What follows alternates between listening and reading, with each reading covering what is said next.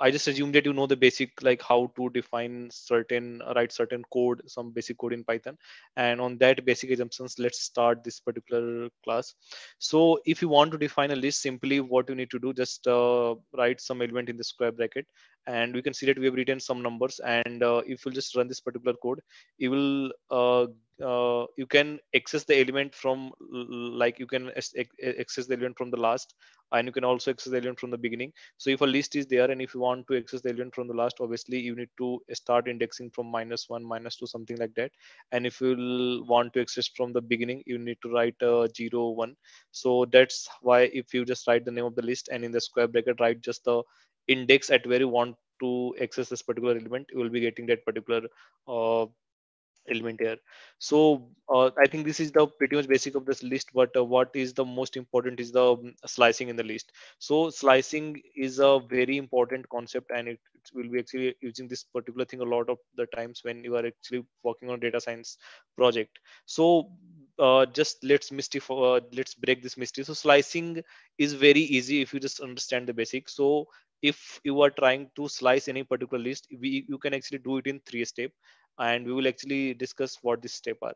So list, what you need to do first, write the starting index, then you can specify the end index, and then the step. So these three, in this particular three order, you can write the elements and slice a particular list. So you can see that here we have a list, and let's say we just write here the starting index. In that particular case, it will just start from the index 1.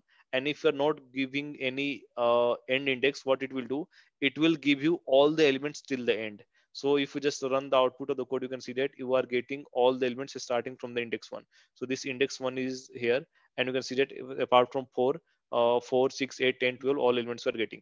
Now if let's say you are not specifying the beginning index, the start index, and write just the end index, what in that case you get, you will just get all the elements starting from the beginning and till that particular index -1. So you can see that we have started here 3, but you will not get the element from the index 3.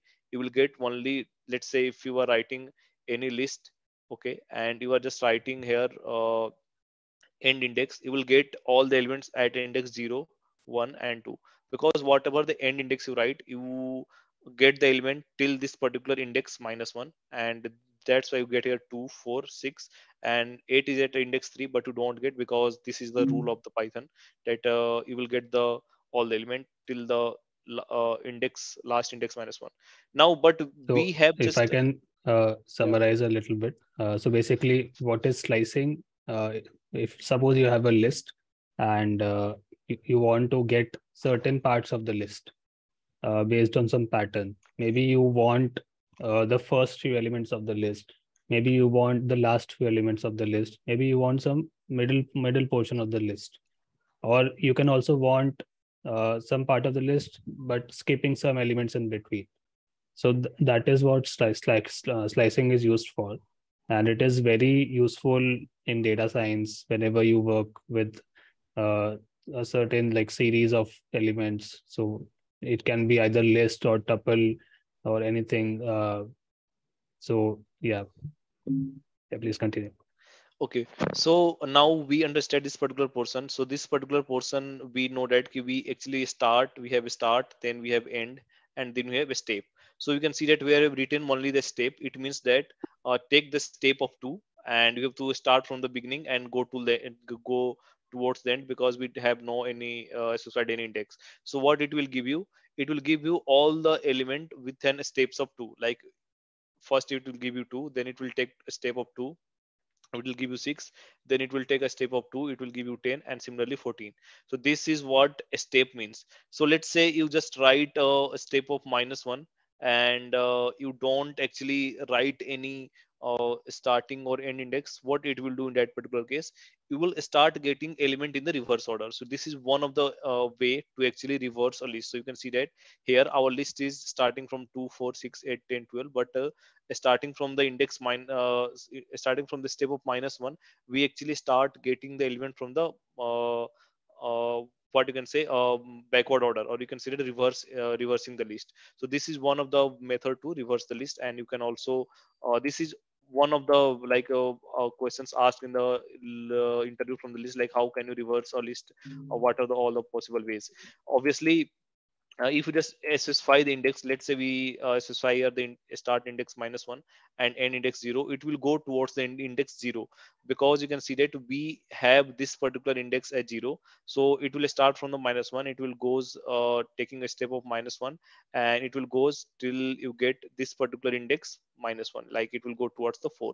So don't get confused key why the 2 is not getting printed here. This is because whatever the end index it will give you, it will give you the element uh, that not that particular index, but one before that particular index. That is why you get elements till 4. Obviously, you can also start from any index, go towards any index, and take a step of -1. So basically, this particular thing is giving you starting from the index 3, going in the backward direction because you have given the step of -1, and going towards the step of -1 to the towards the 6. So this is there are a lot of things you can play with using this particular reversing the slicing the list. Just first basic step is just remember this particular thing. First you need to specify the start, then end, then the step. You can also just play with this start and end, because step is anyway default. If you don't put any step here, it will by default assume the step of 1. So this is what slicing the list is. So like in the list also we have a lot of inbuilt methods. So let's say you actually define the list, this is a list A, and you want to append or add more elements in the list. So what we can do, you can use append method. So if you just write Then can name you of, zoom in a little bit? yeah. Yeah. So if you just write this particular append method, you can see here that key here is a you can add we are trying to add three elements, 6, 7, 7. So if we just print the list again after adding all these elements, you can see that we are getting this particular element appended at the end of the list. So whatever the element you are going to append means we are going to add some element in the list, it is going towards the end of the list. Obviously in the list you can add append the list itself. So here we have defined a B as a separate list, and we're trying to append in the A. So you can see that when you try to print this particular A, you are getting this particular list towards the end. So this is one of the thing, like you can define a list inside a list, and that is actually allowed in Python. So if you just try to access this eighth element, like eighth index element in this particular A, you will be getting a list. So this is one of the way you can use to nest a list within the list. If I talk about the method extend, so extend actually is used to what you can say, extend a particular list. Extend means it extend list by appending elements from another list. So let's say we have two lists, A and B. So we have some elements in A and some element in B. If you write A dot extend B, so this is the first list and this is the second list, what it will do, it will take the first list and it will just append all the elements of B after that, and thus you will have a new list which will have all the elements from A and B. So it's not like that ki 8, 9 and 10 are appended as a separate list. These are all added as a separate element in that particular list. So that is what is the difference between extend and append. If you have written it append A dot append B, it will have a separate list of this particular element.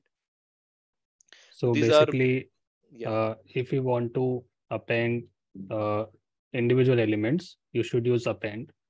And if you want to add another list of elements to Hmm. the original list, then you should use extend, right? Yeah, yeah. So it happens that sometime, let's say you have a two list of different sizes, and what you want to do, you want to make a separate list by concatenating all the elements there. So it's not like you are trying to add two list within this particular list. You are trying to add, you are having a separate list, but you are trying to add different elements. So that is where you can use extend rather than append. uh, One more use of extend append is, so you can see here that we have here range 6. So I assume that you know the range, what the range do. So the range actually, if you write range 5, what it will give you, it will give you all the elements starting from 0, 1, 2, 3, 4. So this end index is actually not taken. So it whatever the n is here, you will be getting all the elements until n minus 1. So you can see here that we have written A dot extend range 6. what it will do, actually this is your A, this is actually your way A till the element 10. So it will, so this range 6 is itself a list of 0 to 5. So this range 6 is actually a list of 0 to 5, 0 1 2 3 4 5. So if you write append, it will just add all these elements as a separate element in this particular list. So it means that just you can use extend with the range also. That is what I wanted to show here. It's not a some special thing. So there are some operators allowed in the list. So let's see what this operator means. So we then we have a plus operator. So let's say want to concatenate two lists, so like we talk in the extend itself. So let's say A is a list and B is a list. If you write A dot extend B, obviously we're going to concatenate all the elements to and make a single list. But if you write A plus B also, it will do the same thing. So A plus B plus operator in the list means that it will take the element of A, it will take the element of B, and combine those elements sequentially, and then it will give you a separate list. So this is what A plus B means in this particular thing. So one main your one natural questions may be like, what will be B plus A? So is B plus A a different thing? So you can just uh, see ki if you write B plus A, you'll be actually getting the element of B first, and then you will be getting the element of A. It means that ki it is taking the B and it's appending A after that. So that is why A plus B and B plus A. So order of the element will be different. So first of all, here is the B, then plus here are the elements of A. So that is the difference between A plus B and B plus A in using the plus operator. So we also have a question from Sumit. When do we use concatenate and when do you use extend?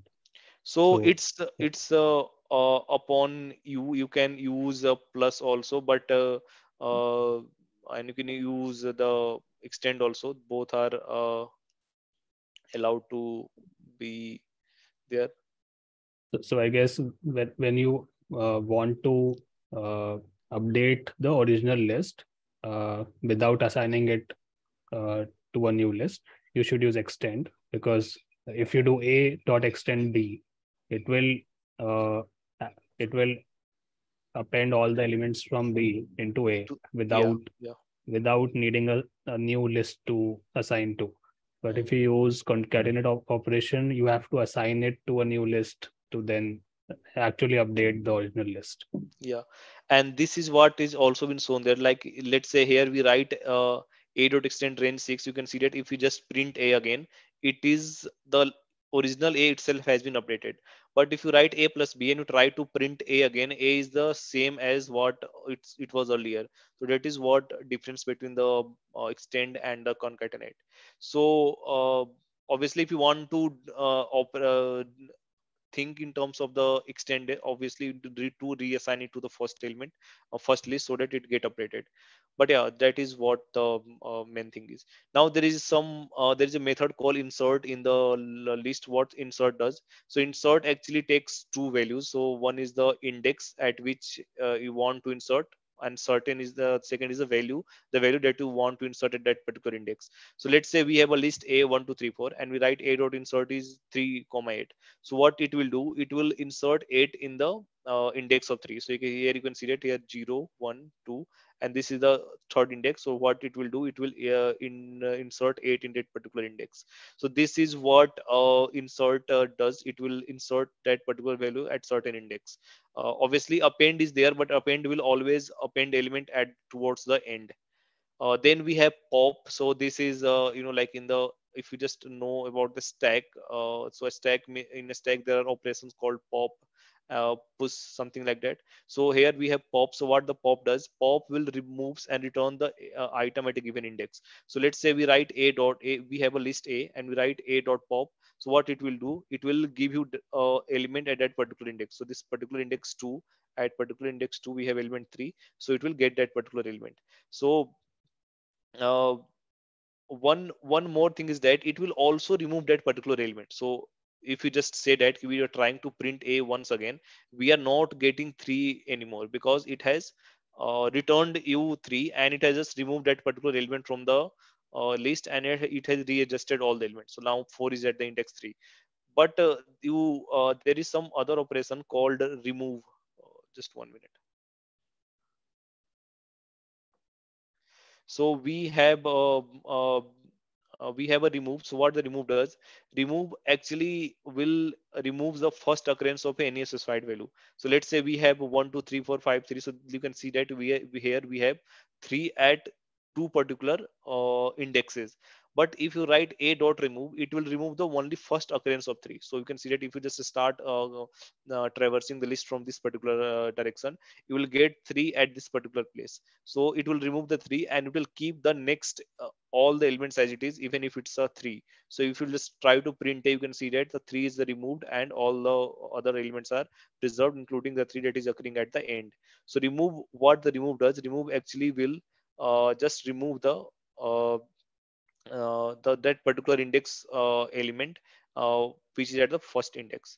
Now what you can do, let's say if you just write a try to remove an element that is not in the list. So let's say you write a dot remove because 10, but 10 is not in the list, it will give you a value error. So this is the important, because that particular value is not existing in the particular list, so it cannot remove it.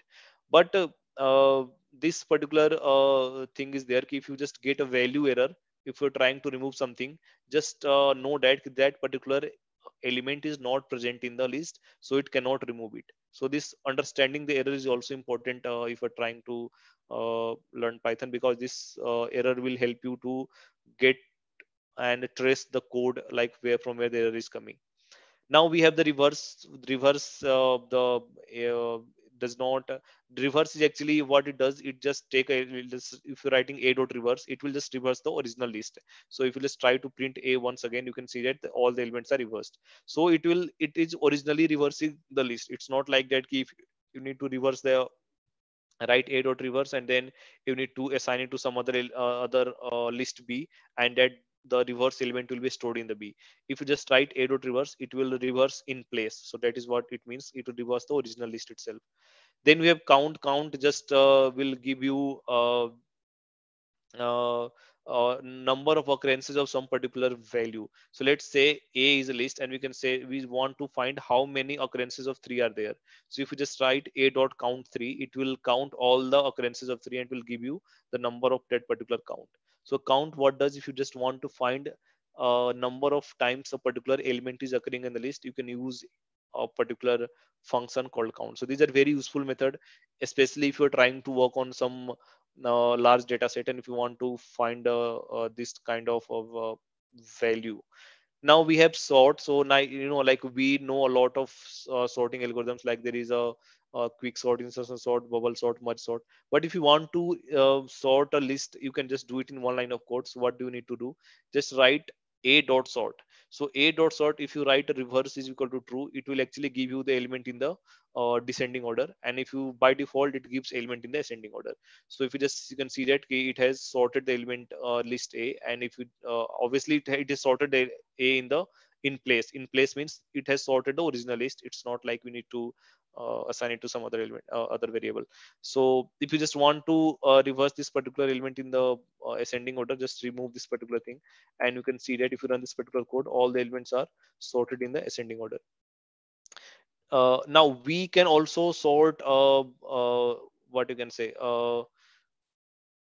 string. So this sorting string actually is done in the lexicographical manner. So this lexicographical order means that if you just try to sort this particular list of string in the, what you can say, in the uh, ascending order. So first a occurs in the dictionary, then ab will occurs in the dictionary, then abb will occurs in the dictionary. So this will give you the order by which this particular element will be occurring in a dictionary. Dictionary means the if you just try to find meaning of a particular word in the dictionary, you have to go lexicographical order. Like if you want to find the meaning of apple, you will be actually try to find where the apple occurs. So it will obviously occur after no, all the alphabetical alphabets before p. So lexicographical will means that it will just sort in that particular manner.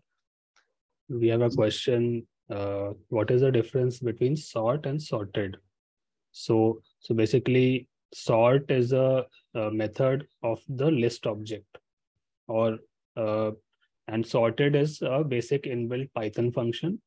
Most of the list methods actually update the original list. So, for example, if you use sort or append or extend or remove, right? Reverse, So reverse. reverse. So they actually update the original list on which it is applied on. But if you use sorted and then the list name, it will actually return the sorted list, but it will not update the original list. Yeah, and this is one of the characteristic of the inbuilt functions inside the Python for this list. So you can see that if we are using the clear, so let's say there is a list and you want to remove all the elements from that particular list, just write a dot clear. So it will remove, it will update the original list, like it will remove the all the elements from the list. And if you try to print or get element from the a, it will just be a blank. So these things are useful. Let's say you are trying to access a particular trying to adding element in the particular list and you want to clear the list after each iteration. So just write a dot clear in the end and it will remove all the elements that particular list without removing that particular variable. So a will be there. Now one more thing is that you can define a nested list. Nested list means you can define a list inside the list. So here you can see that 1 2 3 is a different list and this 4 5 6 is a different list, and we actually had written those as a particular element in the list. So if you just write this in this particular format, it will give you a list of list. Now if you try to print a0, so means try to get the access of the element from that particular index 0, it will be a list, this particular list 1 2 3. And that is what you will also get if you try to print the element of index 1, because this is also a list 4 5 6. Now let's say you want to access the this particular element like this 1 2 3, you want to access all these element. So what you can do, just you can go to the second level indexing. So the second level indexing means that a0 will give you the first list 1 2 3. And if you will try to index this particular element, so let's just write a0 and then you write in the square bracket 0, it will give you the first element of this particular list. So this first element is 1 2 3, and if you just write a00, it will first this will be selected and then this first element will be returned. So you can see that if you just try to print in this manner, uh, uh, 1 minute, just try to print in this manner 0 1 2, it will give you the first three element of the first list, that is the itself of first element of the original list. So this is the nested list. It's not to be confused, just go to the second level indexing and it will try to get all the element of the that particular list. Now if you try to print the length of a, you can see that the a has two elements, because this is the first element and this is the 4 5 6 is the second element. But if you just try to find the length of a0, it will give you the 3, because first in the list itself there are two lists. So these are the two element of your first list, and if you try to get the element of this list inside the list, you will get the value of 3, because there are three elements in this particular list 1 2 3.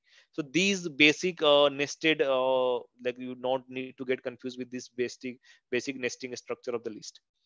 Obviously you can also access all the element of the nested list using the Python. So let's say we know that a has two element 1 2 3 and 4 5 6. So a has a two list 1 2 3, and then we have 4 5 6. So if you just try to get print write a code for row in a print row, so it will give you two rows of the list, or you can see that two element of the list. Now if you just want to access all those elements separately, you need to apply the second loop, and for all these rows you need to access all the all the values and try to print the values. So you can see that we have written a two level loop here, and using this two level loop you can actually access a nested list. So this is equivalent to how you actually define a matrix. So let's say 1 2 3 and a 4 5 6. So this can be thought of this as a like there are two rows and actually there are three columns in that particular matrix. So this is how you can access all those elements one by one in this particular nested list. uh, uh, yeah, one more thing, like if you want to print those element in the in the matrix form, obviously you can use this particular code. So once you print the element, just like print by default changes the line. So what you need to write end and just put a space in this particular double inverted comma. So it will just print the element 1, it will give a space, then it will print the element 2, it will give a space, it will print element 3, it will give a space, and then once a single loop is completed, it will just change the line. So this is just a small trick to uh, print the your list in the matrix form that you can see here, and that is what I was discussing. It is just like a a two-dimensional matrix. So now the one more thing is these are all the way of accessing the element. So obviously if you are trying to access the element in the by accessing each element one by one, you can do that. But if you want to print this particular thing in the form of indexing, you can also do the indexing. So if you can see here that this particular code is just what I have shown you earlier, like for row in A and for C in B, and then you need to print C. So this is the same code, but now you are trying to just print element in the form of indexing. Now here you will give a length of A as 2, then it will give you 1, then you will try to print here A00, A01, A02, something like that. So these are all the ways you can try to use and print all the elements of the nested list. We'll also share this particular code with you so that you can run by your own. So these were the basic things related to the dictionary. Now same thing we have So in the we tuple. have a question. Yeah. So what is the meaning of end in the print statement? So if you just write here print one, let's say you write here print one. So it will what it will do, it will print one and it will change the line. So if the next print statement comes, it will be printed in the next line. But if you write print one comma end is equal to, let's say you write some, don't write any thing, just write end is equal to double inverted comma. So it will print one, it will not change the line, it will just put the cursor here, like in the next what you can say, next pointer or next position. It will not change the line. So if you just print the next element, it will be printed at that particular place. Let's say it's a 2, then it's a 3, then it's a 4. So it will just getting printed in the next line. If you put here a space, because after 1 we want to put a space, and then you print 2, then a space, then 3, it will not change the line until a print normal print statement without the end is coming. So end is just for not change the line and just put the cursor in the same line, so that we want to print more element in the same line. So basically, whenever you use print, the default uh, it is the new line character, right, at the end of Yeah. every print statement. So if you want to change that, you can use the end parameter. Yeah. So now we have a tuple. So now I told you, like we like the list, we have tuple. So if you want to define a tuple, there are many ways to define a tuple. Obviously the first way is you just write uh, comma separated values, and it will be by default it's treated as a tuple. So you can see that here, if you just run this particular code, we can see that T here is a tuple. We have not put any normal bracket here, just a simple comma separate values, and these will be treated as a tuple.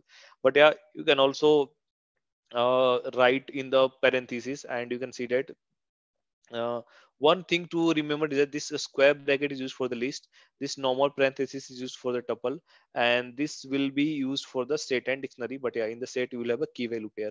So if you can see here that you can define tuple in two ways: just write the comma separate values, or just write it in the normal parenthesis. So these are the tuple. Now the you can also create empty tuple. Just write just normal parenthesis, just don't put any element, and you can see that if you try to print the type of that particular variable, it is a tuple, it's just an empty tuple. Now we can also create a tuple with a single element. So just if you just write t1, and if you don't put here comma, it will be treated as a string, right? But yeah, if you just put here comma, and if you just write this particular element, it will treat it as a tuple. So I told you, like you can define tuple in two ways: just write the parenthesis or not. But yeah, this comma will be important. If it's not a comma, it's a string. If it's a comma, then it's a tuple. I think it is a new method you can use, that you know how to define a tuple. Now one more thing is that like I told you, if you just don't write here the parenthesis, will be treated as a string. Now going towards the tuple. If you want to create a singleton tuple, it is necessary to have a trailing comma. So let's say if you don't write here comma, and if you just try to run this particular code, it is still treated as a string. And if you try to print this particular code, let's say if you print t2, you will see that this particular thing is a just printing a, because this is treated as a string. So this is what basic what you can say knowledge, that if you want to define a singleton tuple, you always need to have comma, but whether you're trying to define it in the form of parentheses or if you're trying to define without parentheses. One more thing is that you can convert a string into tuple. So let's say we have a string called introduction. It's a string of many small many characters like int ro. Just if you just call a tuple method and just put this particular string inside a tuple, you will get a tuple containing each and every character as a different element in that particular tuple. So that is what you can also use to if you want to convert a string into a tuple. Now tuple are immutable. So immutable means that ki, like we saw in the list, ki list can be modified, but tuple you cannot add or modify item. So let's test this theory. So t is equal to 1 to 3 is a tuple. Let's say want to modify this element at a zeroth index by some different element 2. So if you just run this particular code, you can see that you get here a type error.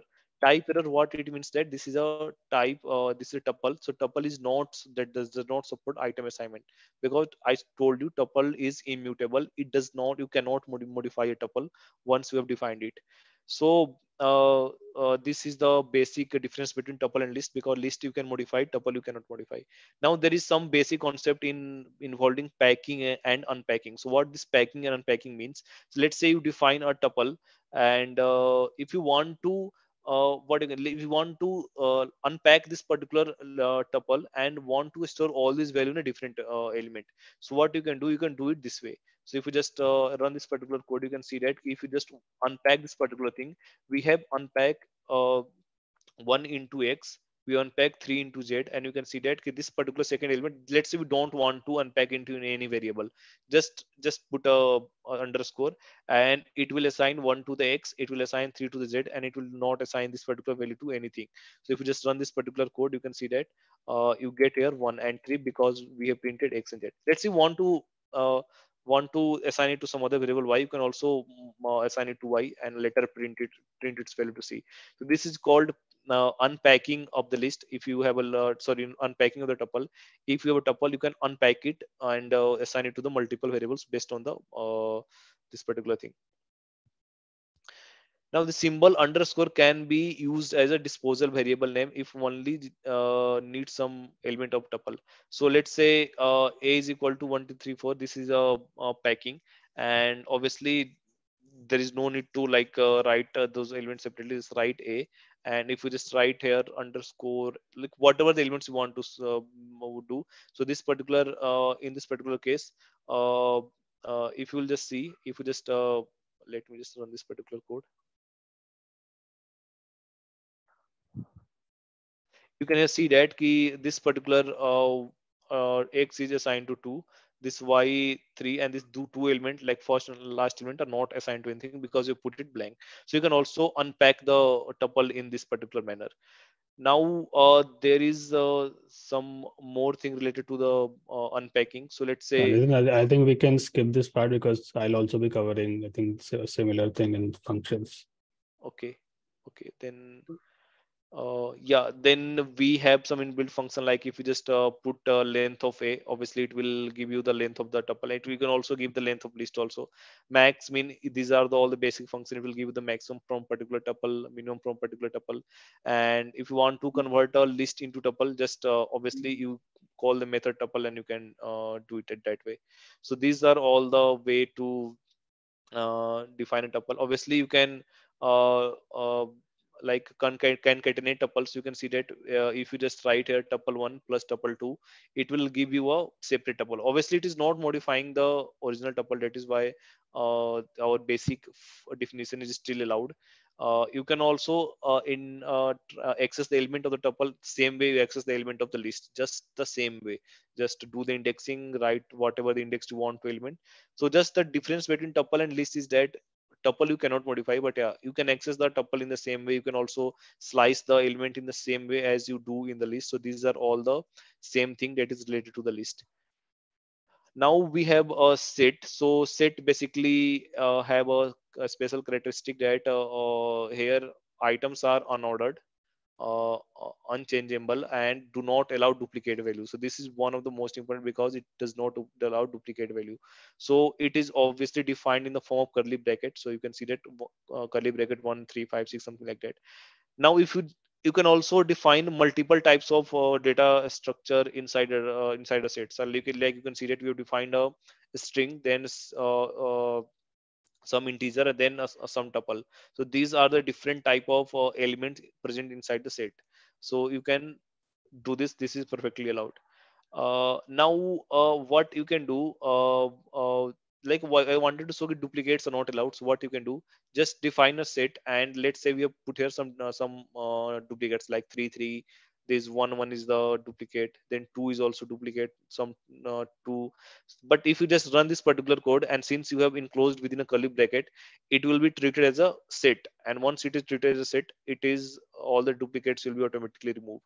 So this is what you can see. You can also see that here we have defined the same tuple twice, 2 comma 3 2 comma 3. It will obviously it is obviously going to remove this particular 2 occurrence by single thing. So set is actually really useful if you want to remove the duplicates from whatever the data types you have. uh, Set items can be of any data type that I told you, like it can be list, it can be dictionary, it can be boolean. So you can see here that the set 3 is boolean, consisting of true false only. Now you can also use set to define a set. So let's say we have a tuple of 3 names, and if you want to convert into a set, just call the set method. So if you call the set method, it will convert this particular tuple into set.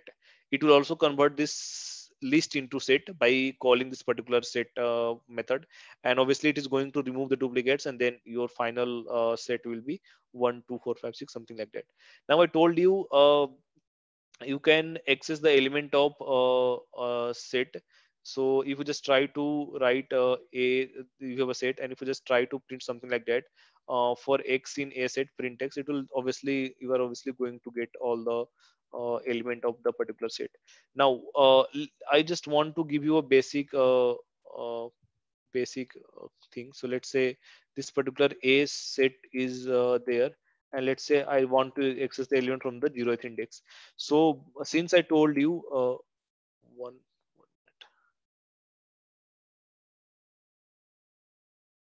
So since I told you, you cannot index a set. So that is what this particular thing is telling you. Set object is not subscriptable. Like you can access the 0th element of a list tuple, but you cannot do this particular indexing thing in case of set. So this particular thing is not allowed in the set. Now there is some particular method if you want to see if an element is present in the set or not. Use the in operator. So you can see that if you just write 10 in a set. So what it will do, it will check if 10 is present in this particular set. So a set, we know that this particular set is whatever we are talking about. It just contain 1 2 3 4. So it will give you false. So this is one of the way to check if some element is in the set is or not. So we will now discuss some inbuilt method in the set. So like the earlier we discussed add, you can use add to add a particular element in the set. Obviously just don't assume that this particular 5 is present in the end, and if you just write s4, it will give you the last element. Obviously you cannot index a set, so that is why you just cannot say that this 5 is the at the last index. Set is actually unordered, that is why we do not go for the indexing.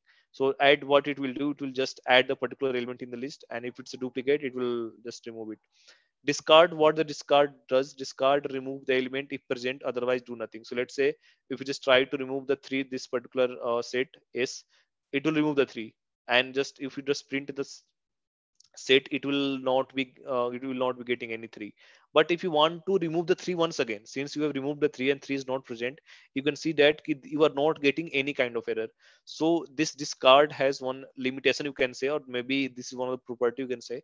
But yeah, in the remove, let's see, if you want to remove a particular element, to if you're removing the 2, you can say that you are getting here 1 3 4 5, 2 is removed. But if you want to remove some element which is already not present in the list, like let's say if you want to remove the 2 once again, and you know that 2 is not present, what it will give, it will give you a key error. Key error means that that particular key that you want to remove is not present. So that is what the difference between remove and discard is. Discard won't give you an error, but remove will give you an key error. So that is important.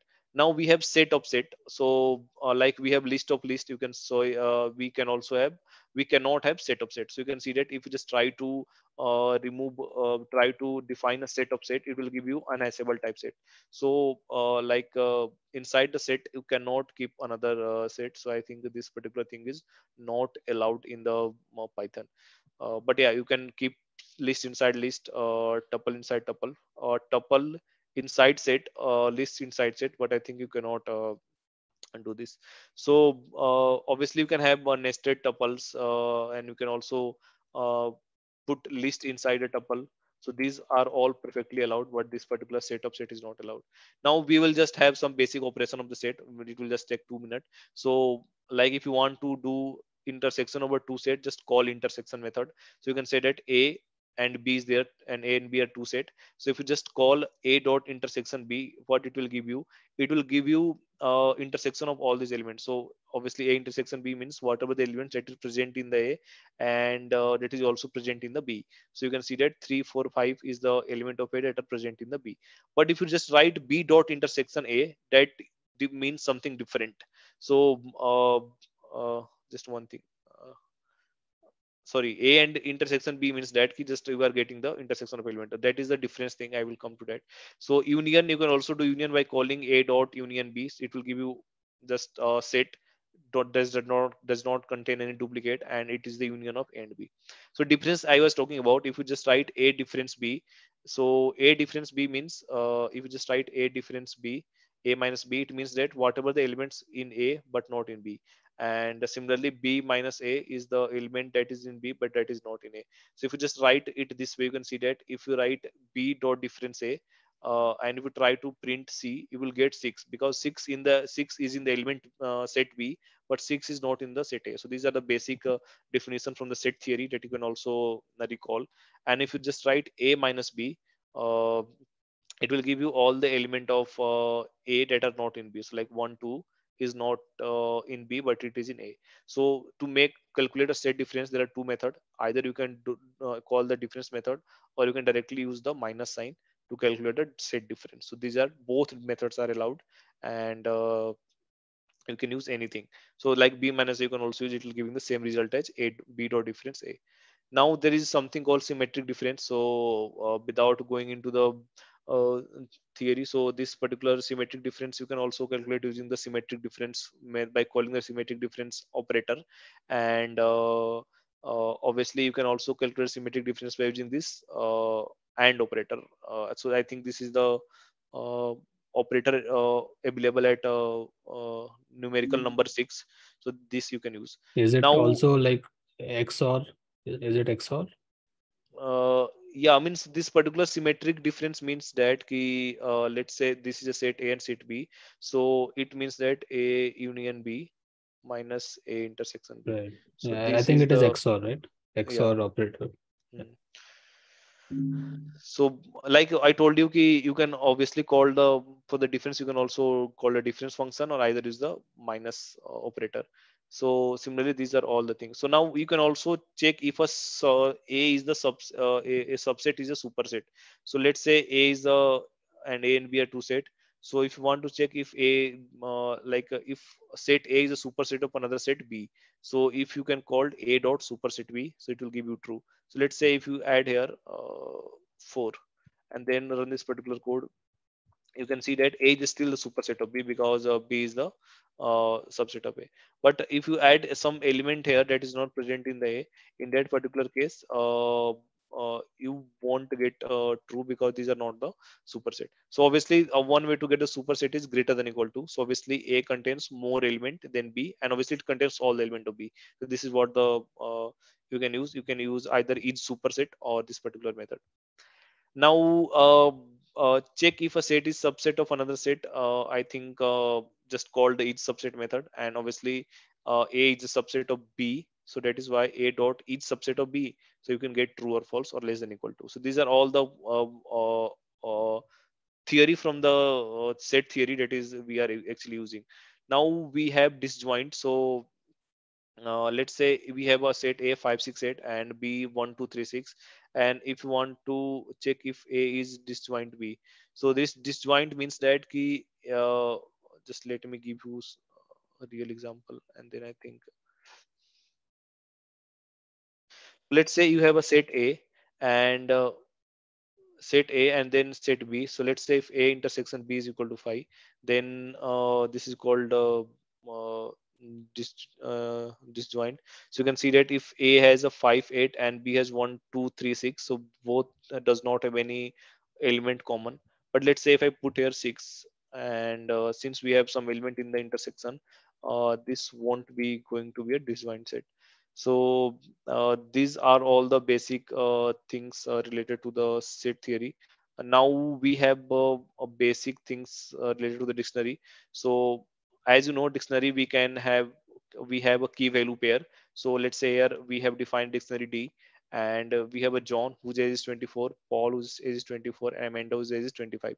So these are all the basic way to define a dictionary. You can also define an empty dictionary just by calling the curly bracket, and it will give if you just try to print the type of this particular dictionary, you can see that this is going to be uh, a dictionary. So these are the method to define a empty dictionary. Now obviously you can define a list in terms of element, like this particular John. You can define a list. It does not need to be an integer, it can be anything. So let's here it's a list. You can also see that dictionary items are ordered, changeable, and does not allow duplicate. So let's say if you just write here John two times, you can see that if you just write here John 24 and John 24, it will just remove the John at all, just have the first occurrence of the John. Now you can see here that key, if you just write here element with a single same key but different value, it is going to take the last value. So this particular thing is be taken because it assumed that this particular thing is defined, and if you just encounter the same thing with different value, it is saying it assumes that this is the update of this particular key. That is why it takes the whatever the last value of that particular key is, but it won't give you duplicate. So that is why you can see that with the John with different age 24 and 23, this 23 is taken because it's occurring the last. So if you want to access the element of a list or element of a dictionary, what you can do, just name of the dictionary and write the key in the square bracket. If you just write the key in the square bracket, you are going to get the simple value for that particular key. You can also use that particular thing using get method. So get is one of the method you can use. So what you need to write, just write a dot get and write the key. So if you write the key here in the that particular thing, you can see that you get the whatever the value for that particular key is.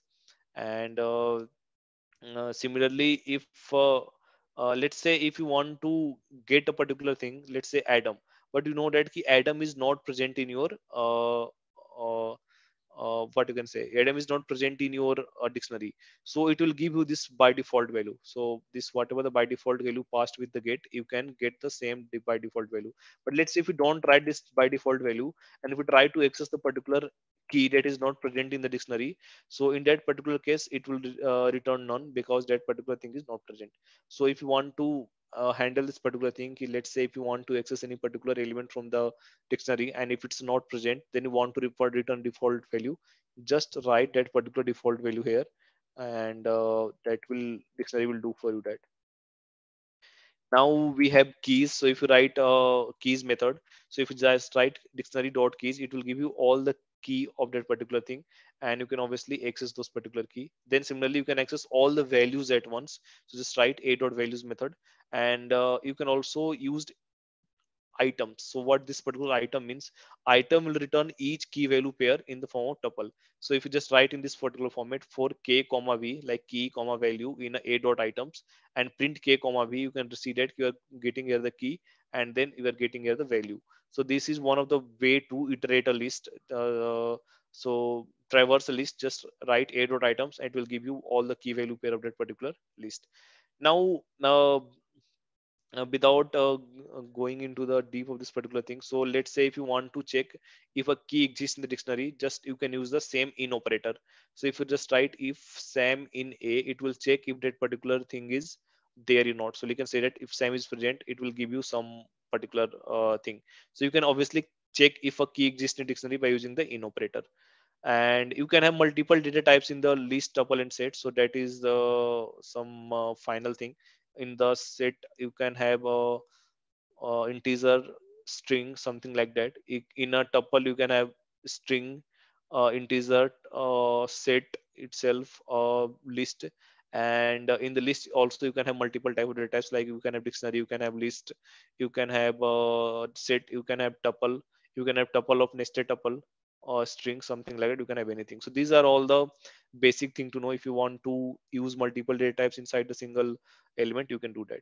So these are all the things from my side. So I covered in details about some methods related to list, tuple, set, and dictionary.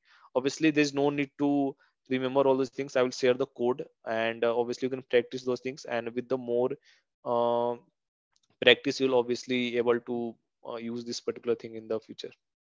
Thanks, Asid. That's all from my side. So actually, we plan to do functions and methods as well today, but I think we are already out of time. So I think let's ask the audience if they want it right now, or should we reschedule it? So I've created a poll. If everyone could answer it. Yeah.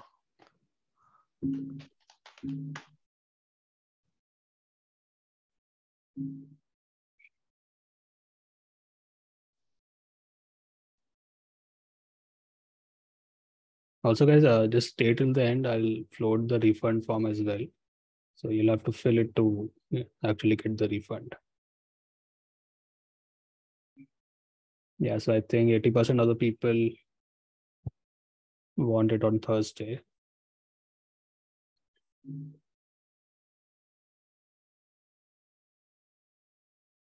We only have 9 responses. Can everyone please respond?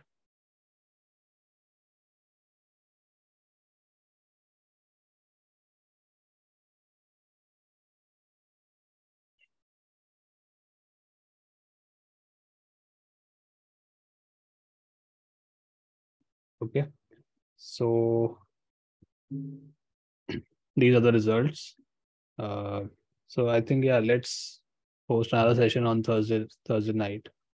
So I think 2 people voted for right now. So if are those 2 people available on Thursday night? You can tell on the chat.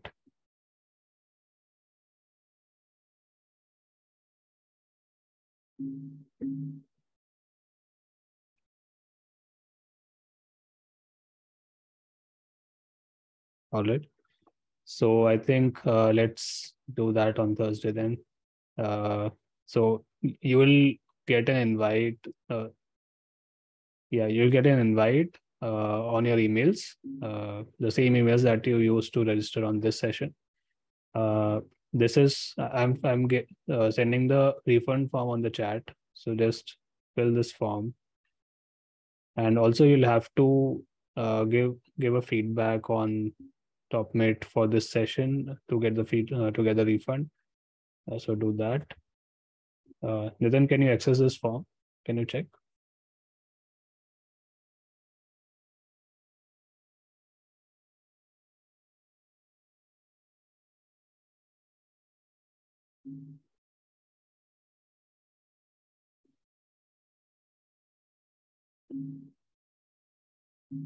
Nitin, you are not audible.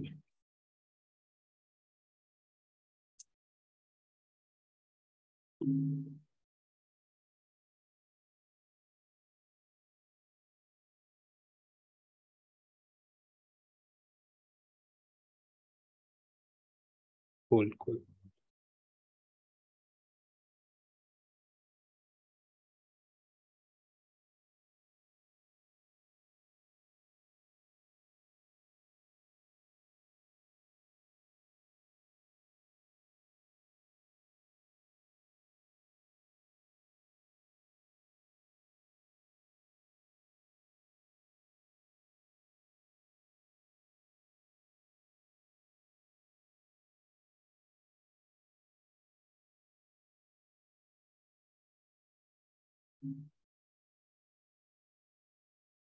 All right then. So if everyone has saved the form link, uh, because when this meet ends, you won't have this form link anymore.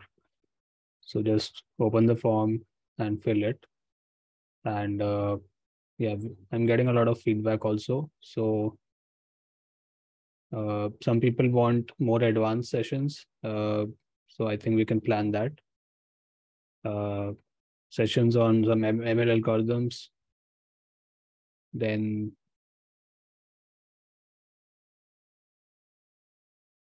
all right.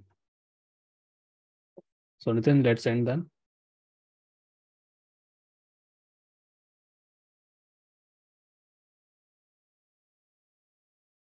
Cool. So thanks everyone.